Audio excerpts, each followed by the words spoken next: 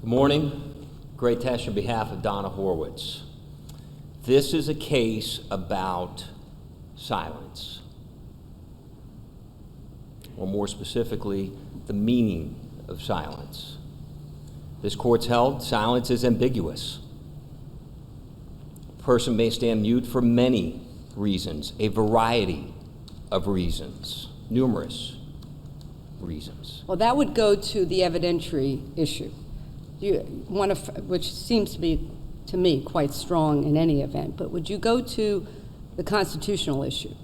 And would you agree or disagree that Salinas out of the U.S. Supreme Court, although it's plurality, seemed to suggest that silence as a constitutional right you've got to expressly invoke your right before the state is prohibited from using it against you. So do you agree we have to go under our state constitution? Correct. Under the principle of federalism, this court is required to look at the state constitution. Although it does seem like Salinas if this was Salinas here, is a better case for using it, where he was talkative, he answered all this question, and then just when it got to something about the gun, he doesn't say anything. Right. Here you have I think you have a stronger case than Salinas. I wonder if this case was up on whether they wouldn't see that here was a woman that was actually invoking her right to remain silent. And one other question about that. After Officer Coleman is asked these questions, Detective Frank, at some point, she actually does ask for an attorney. Do we know in the sequence of things how quickly in time that was after this initial interaction with Officer Coleman? Do you know how long after it happened? I think the record does not reflect the exact time. But it was still while they were both in the SUV. I believe they were both still in the SUV, so it was a short time after. I don't know how long. So doesn't that speak to the argument that in this case anyway she was actually invoking her right to remain silent? Yes, if you look at the dissent in Salinas, they talk about that by actually remaining silent, could be invoking. Of course, that's not what the plurality held. But see, the facts are so different, right? The record facts in this case show, number one, she didn't answer questions because she couldn't hear. And number two, she was in shock. So how could you expressly invoke under those circumstances? In Salinas, that person voluntarily went to the police station. He voluntarily answered questions. But you don't really want this, well, you may be due for your client to be case specific. We're asked a question whether pre-arrest, pre-Miranda, silence, or let me see how the certified question reads. You must know. Right, so under Florida law, whether pre-arrest, pre-Miranda silence can be used against the defendant if they don't testify at as trial. Substantive evidence, because that's the key. In Hoggins, we said it can be used as if they testify. Correct. But I think that's under the Florida Constitution. There's still the 90.43 analysis in every case. And because silence is so ambiguous, citing United States versus Hale, this court held in the Hoggins case, it's not always so ambiguous, because it does seem to me that in Salinas, it was pretty unambiguous that he was not he was not answering that question. If he had said, I am now invoking, when you asked me that question, I'm invoking my right to remain silent, they couldn't have used it, correct? Right, but the difference there was he heard it, he understood it, and there was also nonverbal communication, the clenching of fists and things like that. So factually, it's completely different. I'm concerned also about the closing argument. The prosecutor says the defendant at that time had no right to silence. You can take that as an evidence of consciousness of guilt when she does not speak to Luis Garcia or Christy Coleman or to Radley. I take it these are the police officers. There is no right to remain silent at that time. You can take that as evidence of consciousness of guilt. Did she have a right to remain silent at that point in time? Yes, she did. And how would that be expressed? I mean, is it something that all citizens are supposed to know? Or because legally the officer doesn't have to read the Miranda rights until she is in custody. You agree she's not in custody yet? Correct. Right, she's just sitting there waiting for the police officers to do their thing inside the house, and then Coleman comes out and starts talking to her, asking, is she okay, that kind of thing. So how would a citizen know that they have the right to remain silent throughout this whole process if nobody tells them? They don't have to tell them until they're in custody. How do I know? How does anyone up here know? Well, I would submit that a lot of people don't know what their rights are. I don't think they would know, even if they were told. Like if this court were to follow Salinas, let's say the cop is talking to somebody in perhaps a consensual encounter, perfectly legal for him to do. He talks to them, they don't want to talk. And he says, well, Mr. Jones, I understand you don't want to talk, but not saying I'm going to arrest you, but if I do and you get prosecuted, the judge can tell this jury they can use that evidence against you, your silence, as substantive evidence of guilt. Now, let's talk about this. My concern, I guess what's bothering me intellectually, if that is that we have volumes of law books where we have basically gone back and forth on what is custody, when is someone in custody for Miranda to have been invoked. We have all that, and we have pondered for that for years. And yet here I see that all a police officer has to do is ask you, oh, by the way, were you the person who shot him? And if a person doesn't answer, then that comes in as guilt. Right. And just like that, it just seems to me, it seems odd to me. That's just me.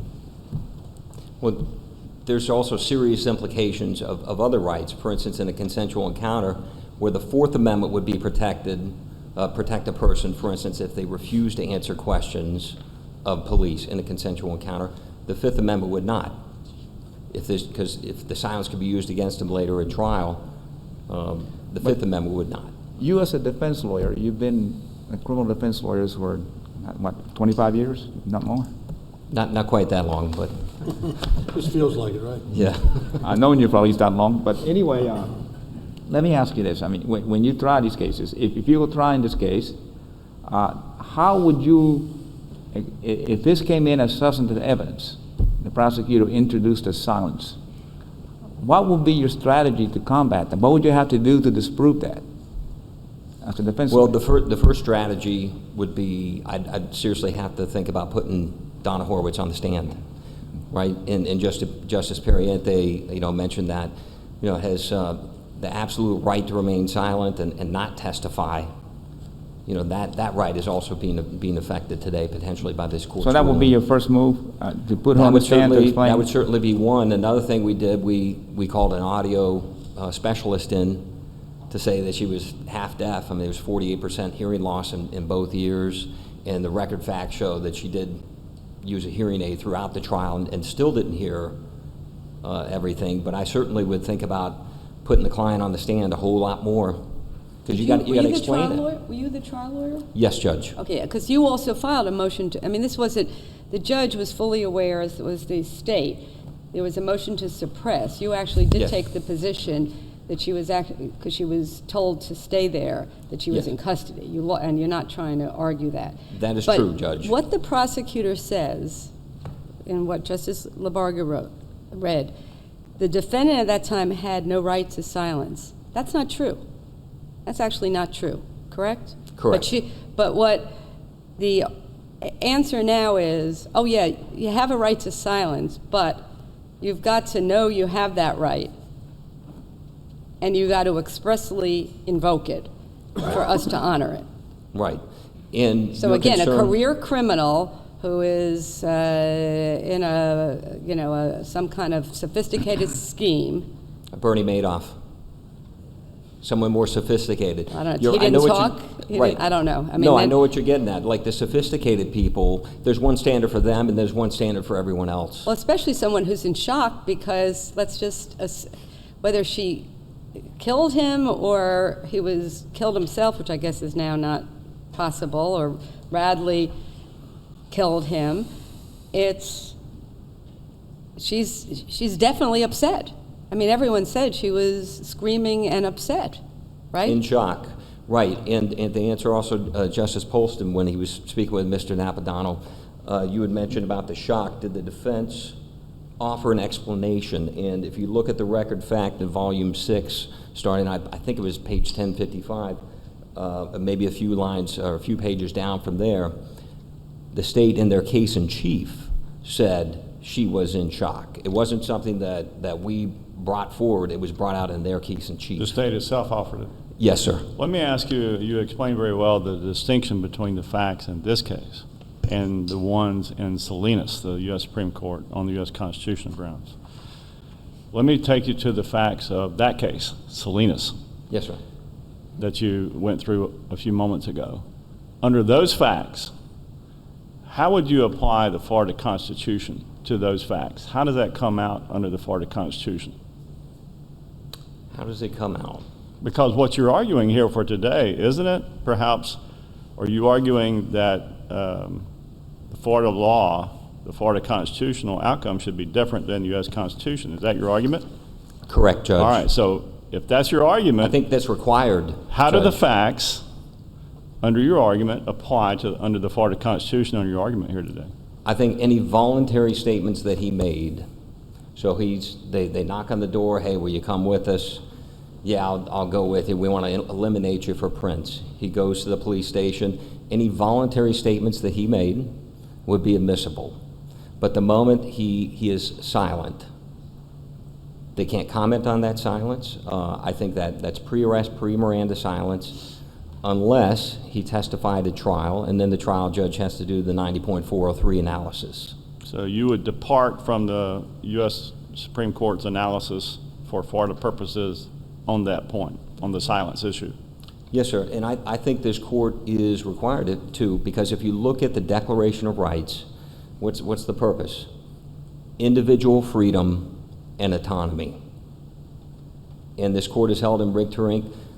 the Fifth Amendment version, if you will, the Due Process Clause, Article 1, Section 9, must be broadly construed and independently construed. Now, is there a reason why we should do that under the Florida Constitution other than the fact that we just don't like it, what the U.S. Supreme Court did? Because it's right. Here's why it's right. Justice Periante, she also spoke about, you're treating different people differently, right? Also, people are going to have even more distrust of law enforcement than they would already. Police are going to purposely delay Miranda and delay arrest in order to get some confessions, admissions by silence. That's exactly what's going to happen. And it's not right. So U.S. Supreme Court got it wrong, we should get it right, apply Florida Constitution. That's your argument? That's correct. Okay. Well, there was, first of all, and I don't know, again, did the U.S. Supreme Court address the very strong evidentiary basis, which is in some ways to me linked with the constitutional basis, which is this, and I'm reading now from how the Utah Court of Appeals expressed it. If an individual is questioned by the police, that individual is compelled then to do one of two things, either speak or remain silent. If both the person's pre-arrest speech and silence may be used against that person has no choice that will prevent self-incrimination. And that is what the essence of the right to remain silent is you are not compelled to give testimony that will incriminate you. Yet what we're really saying is that Ms. Horwitz was either compelled, even though she was in shock and couldn't hear, to give her explanation of what happened in that room, or forever be damned by being silent. Right. Now, just immediately assert the trial defense. Whether Yes. it's hard to know what the U.S. Supreme Court actually said, because again, two of the justices would actually say that the right to silence doesn't even apply to pre-arrest situations. Is that what Right. Justice I think Thomas? that was Scalia and Thomas in the concurring in the decision or the result only. I think that was the case, Judge. Did the U.S. Supreme Court address the evidentiary issues of, Not to my of knowledge, a balancing? Judge. And as the U.S. Supreme Court said in other cases, that the states, under their constitution and evidentiary principles, can look to their own history. I mean, and again, whether it's right or not, this court has, since Traylor and in Rinkerdink, and then in Hoggins, has interpreted our right broader. Right, because it's the federal jurisprudence is the floor, not the ceiling. Right, and I think even under a 403 analysis, Justice Polson, go back to that. I don't know that it was raised because I didn't see it in the decision, but this case is very strong even under the 403 analysis. So even if you have an issue with the constitutional analysis, I don't see how under 90.403 this could have happened. This could have been admissible because silence is so ambiguous. She's in shock. She can't hear. It's not even relevant to prove any material fact or disprove any material fact. So without the relevance, you don't even get to the 403 balancing. Would you address the evidentiary issue first, or? No, I would address the constitutional issue first because I think it has broader implications for individual freedom and autonomy. Why should we address the constitutional issue if it need not be answered, and this case can be resolved totally on an evidentiary basis? Because, well, you know, that's a good question. I don't know the answer to that, sir. I'm looking to you for the answer. Okay. Not the question. I came up with the question. It's your Right. turn to come up with the answer. I plead the fifth. You can expressly invoke it. But that's because I know what my rights are. Well, we'd have to, I mean, I guess if we didn't address it, the 4th District, because the 4th District does it on both grounds, we would have to just say we're not reaching what the 4th District says. So it would sort of keep, I don't know if the state would prefer that as a result, it would keep the 4th District's reasoning as to the Florida Constitution, because they did it on both bases, right? I'm going to waive my Fifth Amendment for a second and take a stab. If you were to come up with a bright line rule, pre-arrest, pre-Miranda silence, not admissible unless you take the stand on a constitutional basis.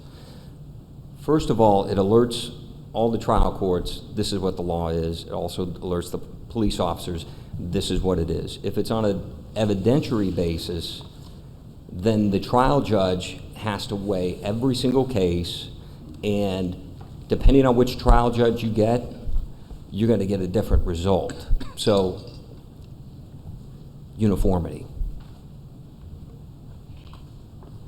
Can you address in this case, that we mentioned the closing argument comment, but it seems that the state went farther than even if it were somehow a narrow rule, because they did ask about, well, she never said anything. They go through all the people she never said anything to, including police officers. Now, it is correct that on retrial, if there is a retrial, that what she says or doesn't say to Garcia. Right, to civilians, they're not state actors, doesn't apply.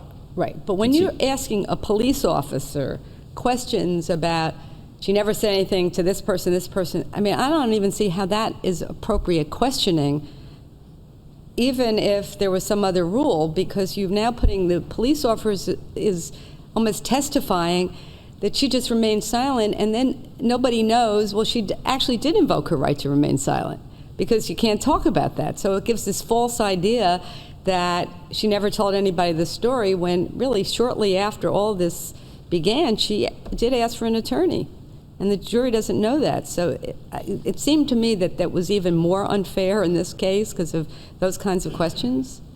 Right, I would agree with that. You could argue it better than me, Justice Breyer.